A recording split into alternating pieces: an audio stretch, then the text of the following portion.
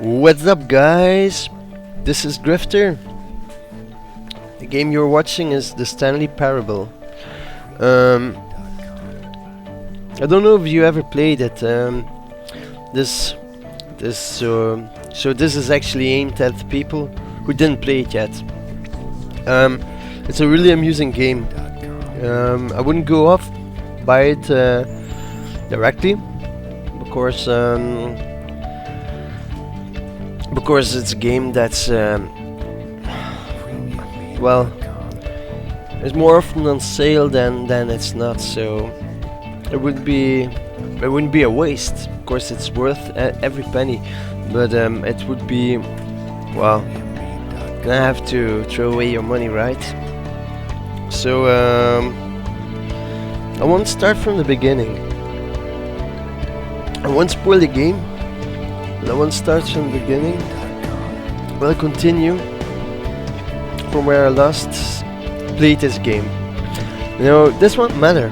I can tell you this: you're a guy, you wake up in an office, and you're wondering, well, you're doing your daily thing, and suddenly you're starting to think, what am I doing? And when you look around, go search on some of your colleagues, and you can't find none. Everybody's gone.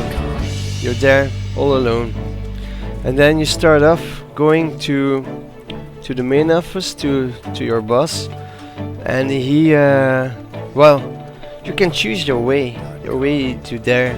And what happens next? Well, let's find out.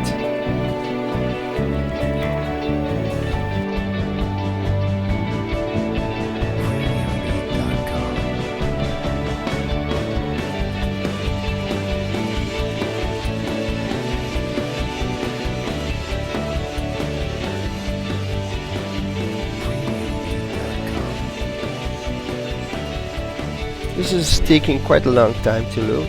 It's such a simple game.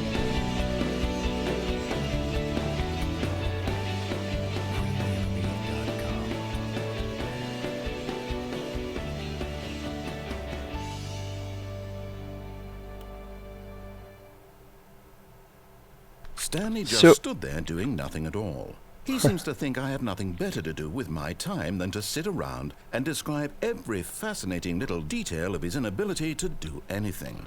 This is why Stanley and I are on such good terms. So as you have heard, you have a narrator who speaks you through the game. Man, it's really amusing what the guy has to say. I'm not that far from the beginning. I just came out this door. My office is just a few hallways past this door. So the idea was to go to my boss.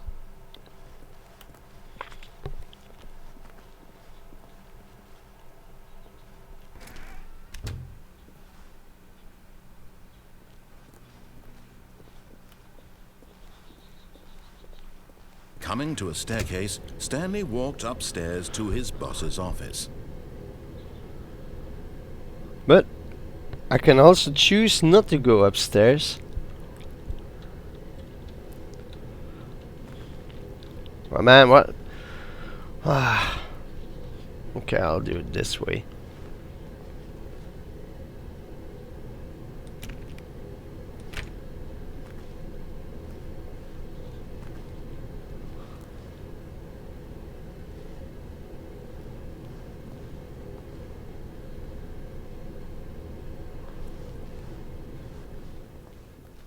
But Stanley just couldn't do it. He considered the possibility of facing his boss. Admitting he had left his post during work hours, he might be fired for that. And in such a competitive economy, why had he taken that risk? All because he believed everyone had vanished. His boss would think he was crazy. And then something occurred to Stanley. Maybe, he thought to himself, maybe I am crazy. All of my co-workers blinking mysteriously out of existence in a single moment for no reason at all? None of it made any logical sense. And as Stanley pondered this, he began to make other strange observations. For example, why couldn't he see his feet when he looked down? Why did doors close automatically behind him wherever he went? And for that matter, these rooms were starting to look pretty familiar. Were they simply repeating? No, Stanley said to himself, this is all too strange. This can't be real. And at last, he came to the conclusion that had been on the tip of his tongue. He just hadn't found the words for it. I'm dreaming, he yelled. This is all a dream. Oh, what a relief Stanley felt to have finally found an answer, an explanation. His co-workers weren't actually gone. He wasn't going to lose his job. He wasn't crazy after all. And he thought to himself, I suppose I'll wake up soon. I'll have to go back to my boring real-life job pushing buttons. I may as well enjoy this while I'm still lucid. So, he imagined himself flying and began to gently float above the ground. Then he imagined himself soaring through space on a magical starfield, and it too appeared. It was so much fun, and Stanley marveled that he had still not woken up. How was he remaining so lucid? And then perhaps the strangest question of them all entered Stanley's head. One he was amazed he hadn't asked himself sooner. Why is there a voice in my head dictating everything that I'm doing and thinking? Now the voice was describing itself being considered by Stanley, who found it particularly strange. I'm dreaming about a voice describing me, thinking about how it's describing my thoughts, he thought. And while he thought it all very odd and wondered if this voice spoke to all people in their dreams, the truth was that, of course, this was not a dream. How could it be? Was Stanley simply deceiving himself, believing that if he's asleep, he doesn't have to take responsibility for himself? Stanley is as awake right now as he's ever been in his life. Now, hearing the voice speak these words was quite a shock to Stanley. After all, he knew for certain, beyond a doubt, that this was in fact a dream. Did the voice not see him float and make the magical stars just a moment ago? How else would the voice explain all that? This voice was a part of himself too. Surely, if he could just... He would prove it. He would prove that he was in control, that this was a dream. So he closed his eyes gently, and he invited himself to wake up. He felt the cool weight of the blanket on his skin, the press of the mattress on his back, the fresh air of a world outside this one. Let me wake up, he thought to himself. I'm through with this dream. I wish it to be over. Let me go back to my job. Let me continue pushing the buttons. Please, it's all I want. I want my apartment, and my wife, and my job. All I want is my life exactly the way it's always been. My life is normal. I am normal. Everything will be fine. I am okay.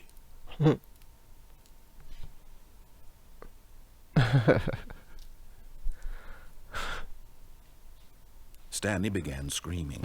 Please, someone, wake me up. My name is Stanley. I have a boss. I have an office. I'm real. Please, just someone tell me I am real. I must be real. I must be. Can anyone hear my voice? Who am I? Who am I? And everything went black.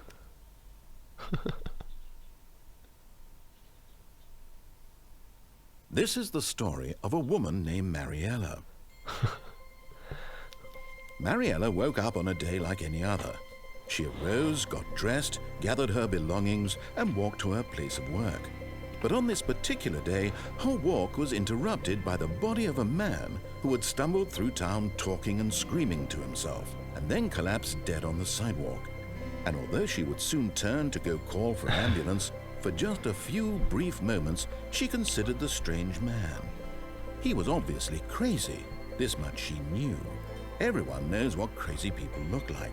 And in that moment, she thought to herself how lucky she was to be normal. I am sane. I am in control of my mind. I know what is real and what isn't. It was comforting to think this, and in a certain way, seeing this man made her feel better. But then she remembered the meeting she had scheduled for that day, the very important people whose impressions of her would affect her career, and by extension, the rest of her life. She had no time for this, so it was only a moment that she stood there, staring down at the body. And then she turned and ran.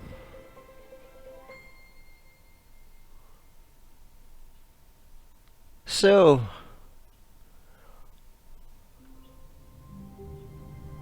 it ended, and I'm back at the start. This is where I woke up the first time around. The door doesn't close this time. And this is the cool part of the game. I'm not going to spoil it, but it's a bit kinda spoiler, but some random stuff and weird things start to happen. All of his co-workers were gone. What could it mean? Stanley decided to go to the meeting room. Perhaps he had simply missed a memo. So I go back.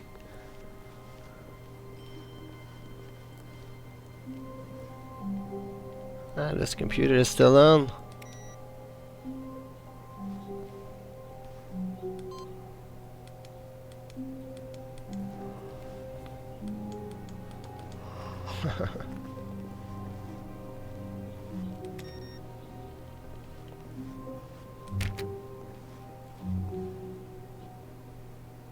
Two, 425.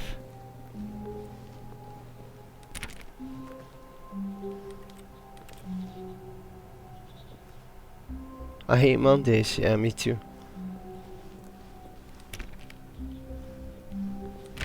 I hate Tuesdays too. When Stanley came to a set of 2 open doors, he entered the door on his left. So, back here, we have a choice. So,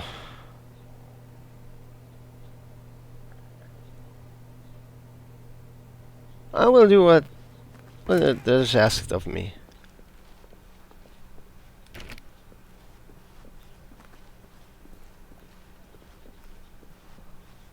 I've never seen bright light here. Yet there was not a single person here either. Feeling a wave of disbelief, Stanley decided to go up to his boss's office, hoping he might find an answer there.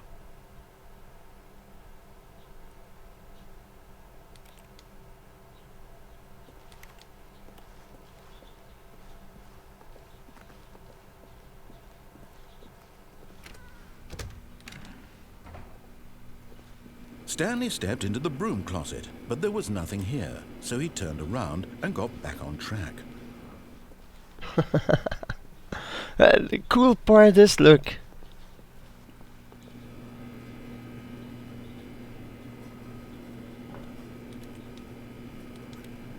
There was nothing here. No choice to make, no path to follow, just an empty broom closet. No reason to still be here.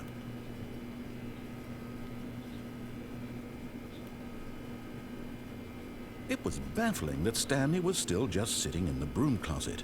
He wasn't even doing anything. At least if there was something to interact with, he'd be justified in some way. As it is, he's literally just standing there doing sweet FA.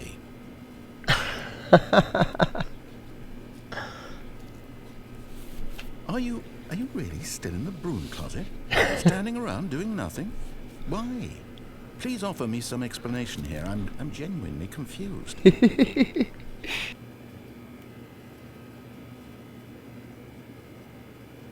You do realize there's no choice or anything in here, right? If I'd said Stanley walked past the broom closet, at least you would have had a reason for exploring it to find out.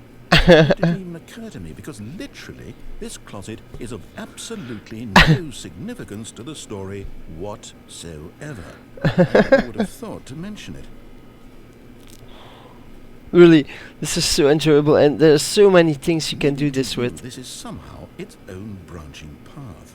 Maybe when you go talk about this with your friends, you'll say, "Oh, did you get the broom closet ending? The broom closet ending was my favourite." I hope your friends find this concerning. Oh man, really. Stanley was fat and ugly and really, really stupid. He probably only got the job because of a family connection. That's how stupid he is. He's all with drug money. Also, Stanley is addicted to drugs and hookers. Okay. Oh, I wonder how long I could stay there. It will be for another time. Coming to a staircase, Stanley walked upstairs to his boss's office. Ah, okay.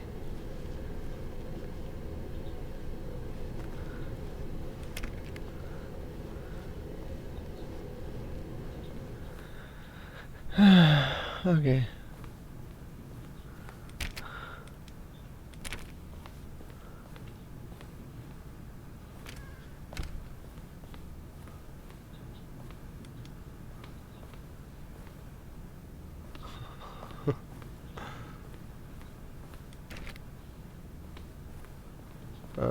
Hello? What is the big room? Stepping into his manager's office, Stanley was once again stunned to discover not an indication of any human life. Shocked, unraveled, Stanley wondered in disbelief who orchestrated this. What dark secret was being held from him? What he could not have known was that the keypad behind the boss's desk guarded the terrible truth that his boss had been keeping from him. And so the boss had a turn up my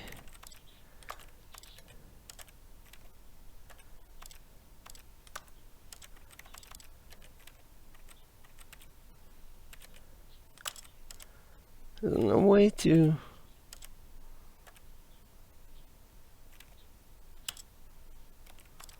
that is weird. Okay. Find it an extra secret PIN number 2845. But of course, Stanley couldn't possibly have known this. Yet incredibly, by simply pushing random buttons on the keypad, Stanley happened to input the correct code by sheer luck. Amazing. He stepped into the newly opened passageway.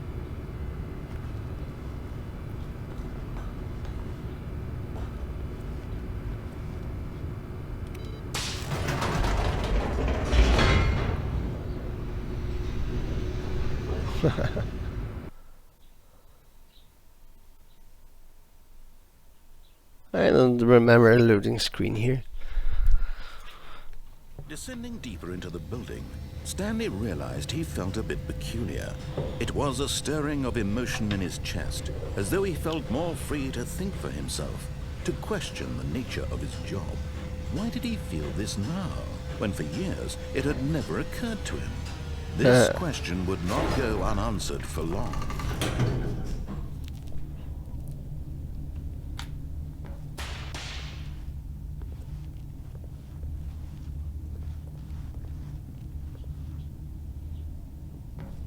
Stanley walked straight ahead through the large door that read Mind Control Facility.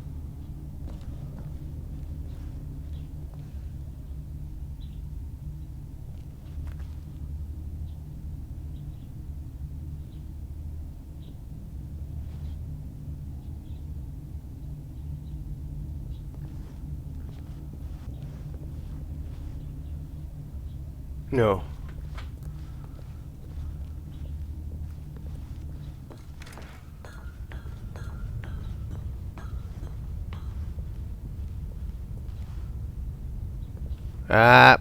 Push the button. Push the button. The lights rose on an enormous room packed with television screens.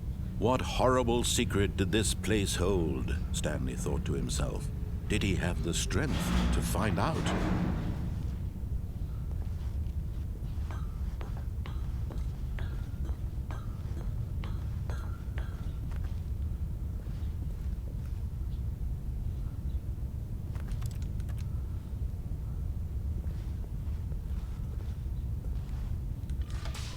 Now the monitors jumped to life, their true nature revealed. Each bore the number of an employee in the building, Stanley's co-workers.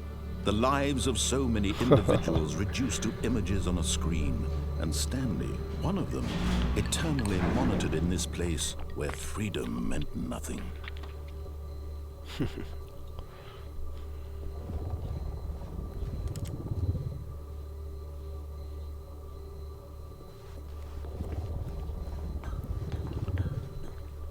This is really cool.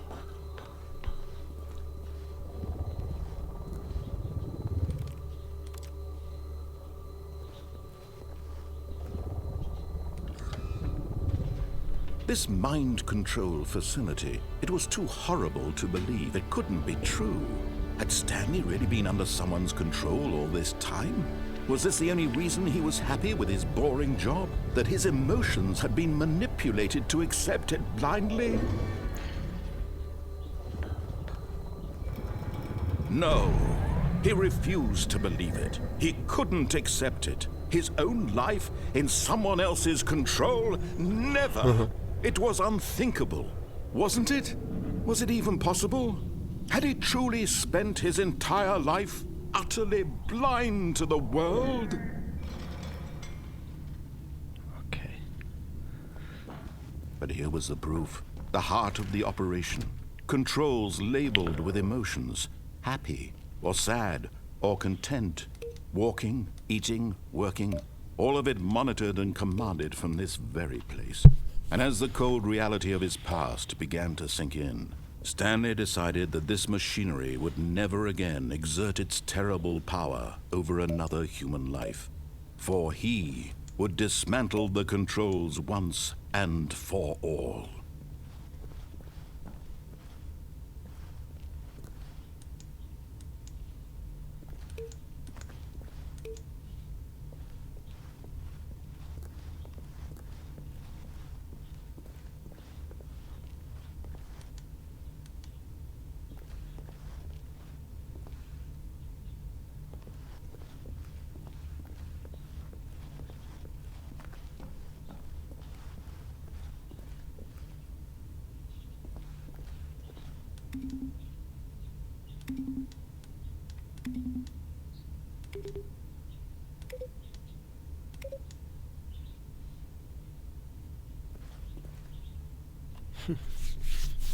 This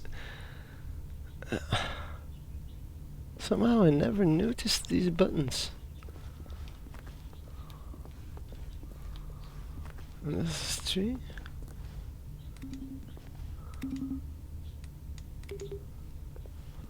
I'll probably have to go sequential. This is 2 or 4. This is 4. 5 will be up. Oh man, no, probably. Okay. So let me.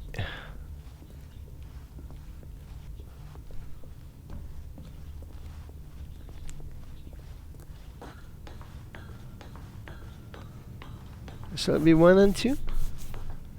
Oh no.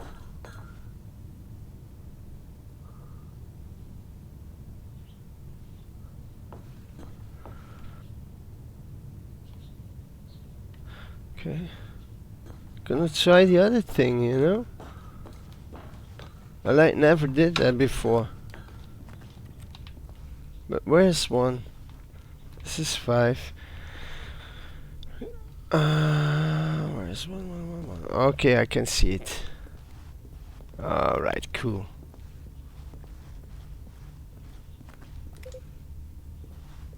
One, 2.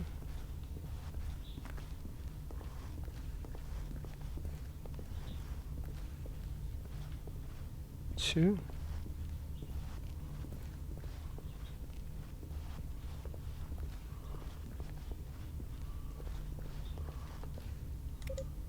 3.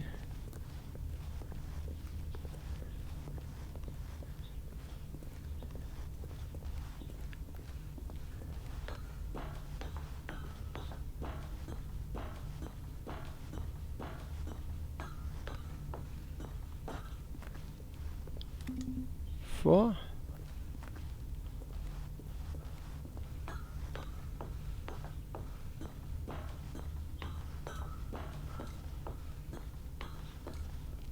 And there's 5.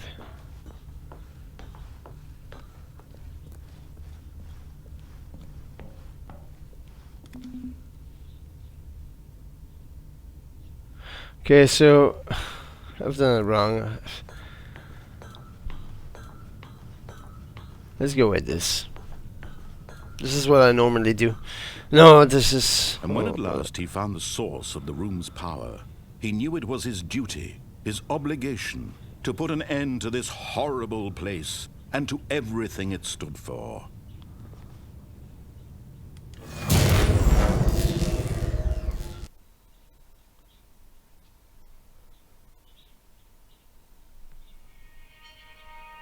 So I turn it off. What will have happened now? Blackness and a rising chill of uncertainty. Was it over?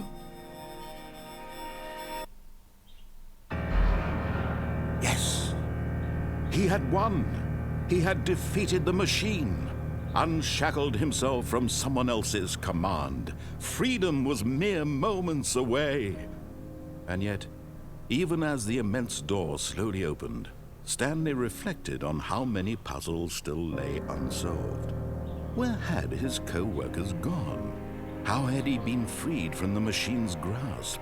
What other mysteries did this strange building hold?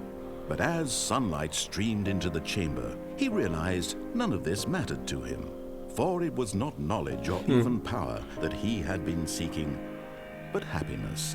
Perhaps his goal had not been to understand, but to let go.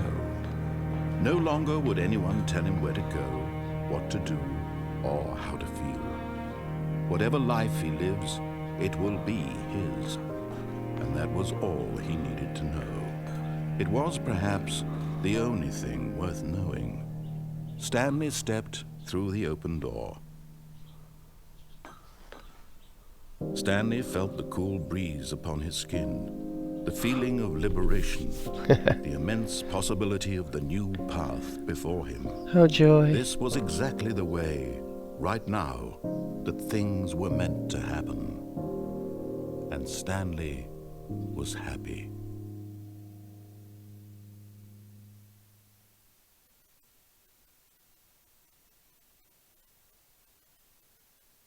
Yet, when Stanley wakes up,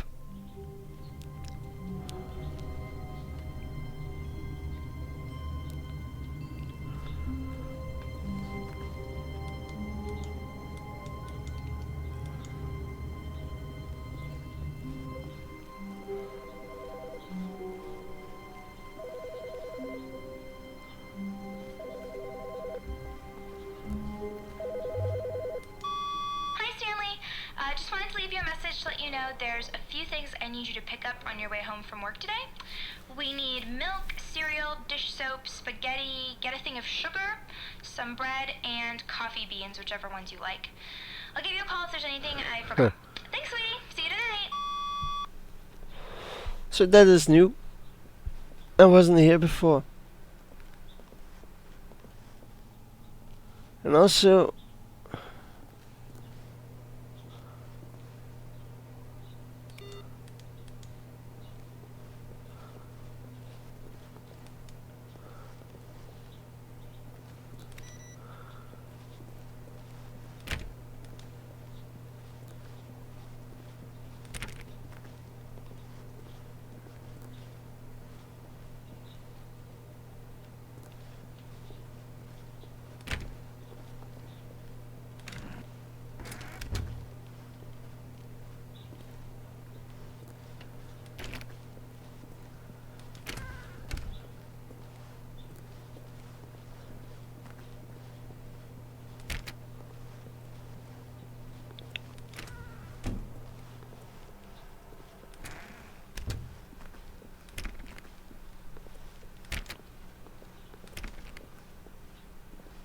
When Stanley came to a set of 2 open doors, he entered the door on his left.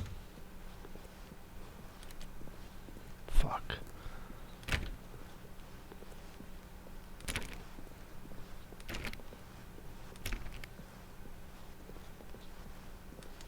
Yet there was not a single person here either. Feeling a wave of disbelief, Stanley decided to go up to his boss's office, hoping he might find an answer there. Coming to a staircase, Stanley walked upstairs to his boss's office.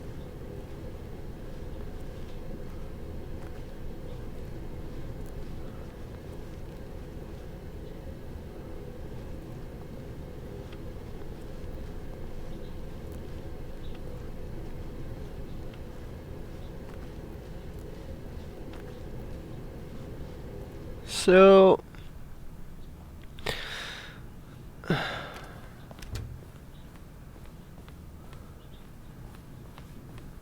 Stepping into his manager's office, Stanley was once again stunned to discover not an indication of any human life.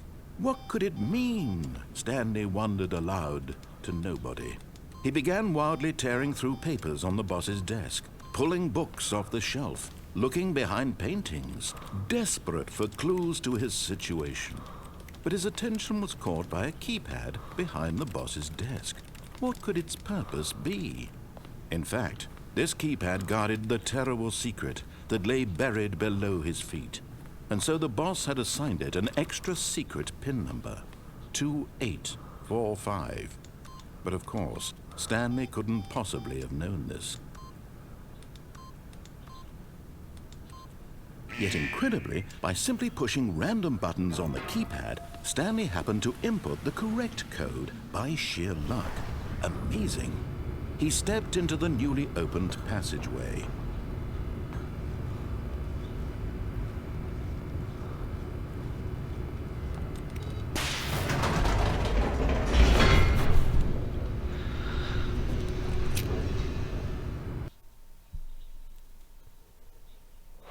alright guys,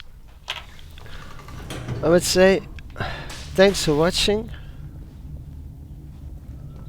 Stanley walked straight ahead through the large door that read, If you want Mind more Control Facility. Stanley's Parable movies, just let it know in the comments. Although this passageway had the word escape written on it, the truth was that at the end of this hall, Stanley would meet his violent death. So supposedly I'm going to meet my violent death, but The door behind him was not shut. Stanley still had every opportunity to turn around and get back on track. At this point, Stanley was making a conscious, concerted effort to walk forward and willingly confront his death.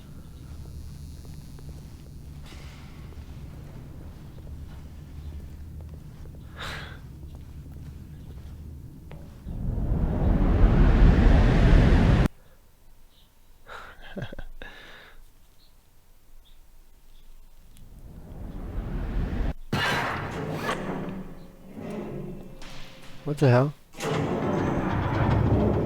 As the machine whirred into motion and Stanley was inched closer and closer to his demise, it reflected that his life had been of no consequence whatsoever. Stanley can't see the bigger picture. He doesn't know the real story, trapped forever in his narrow vision of what this world is. Perhaps his death was of no great loss, like plucking the eyeballs from a blind man. So he resigned and willingly accepted this violent end to his brief and shallow life. Farewell, Stanley.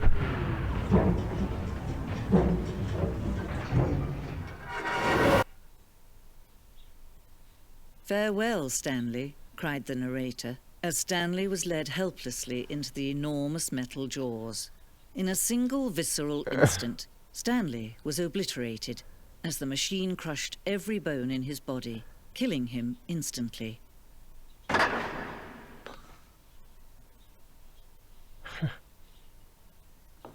the hell?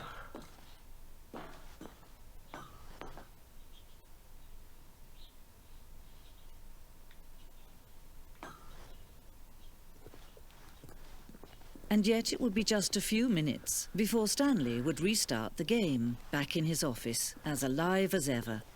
What exactly did the narrator think he was going to accomplish?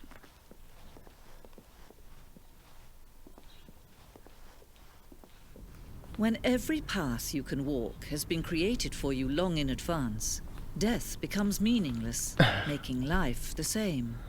Do you see now? Do you see that Stanley was already dead from the moment he hit start?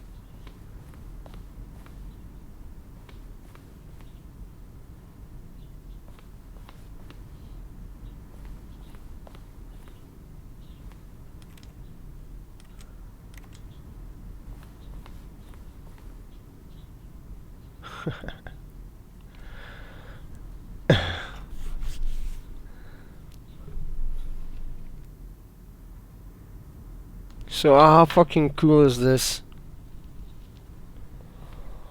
Now I will see what these buttons mean. A selection of sounds used throughout the game. Oh no.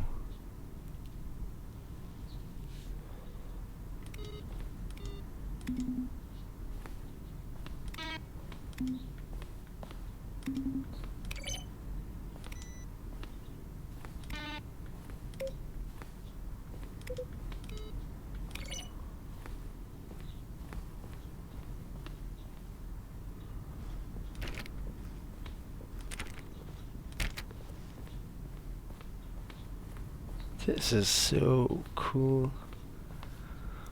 Office computers.